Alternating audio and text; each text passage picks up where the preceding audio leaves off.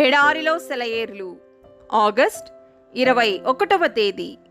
విశాలమైన స్థలమునకు ఆయన నన్ను తోడుకొని వచ్చెను. నేను ఆయనకు ఇష్టడను గనుక ఆయన నన్ను తప్పించెను.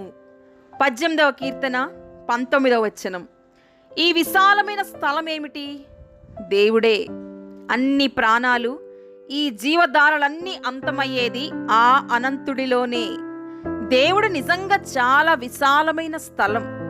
దావీదు అవమానాలు, దూషణలు, లేమి వీటన్నిటినీ సహించి ఈ విశాలతలోనికి రాగలిగాడు.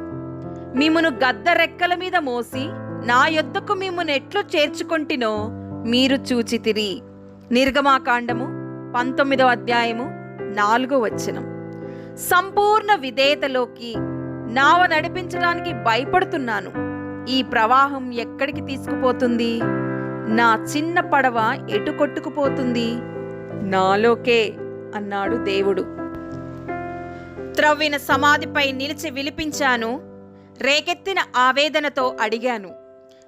నేను వేసే ఈ విచారపుట అడుగులు నన్నెటు నడిపిస్తున్నాయి? నాలోకే అన్నాడు దేవుడు.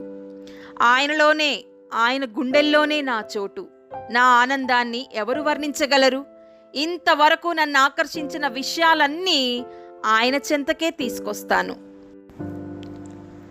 భర్తను కోల్పోయిన భార్య కానీ, భార్యను కోల్పోయిన భర్త కానీ తమ జీవితంలో అనుభవించిన మధురమైన అనుభవాలను జ్ఞాపకం చేసుకుంటే, ఆ స్పర్శలోని మాధుర్యం జ్ఞాపకం చేసుకుంటే అవి మధురమైనవిగా కనిపించవు, వేదనే కలిగిస్తాయి. కానీ ఆయన గుండెల్లోనే నా చోటు అని ప్రభువును గూర్చి జ్ఞానం కలిగి ఉంటే ఆ ఆనందం నిజంగా వర్ణించలేనిది.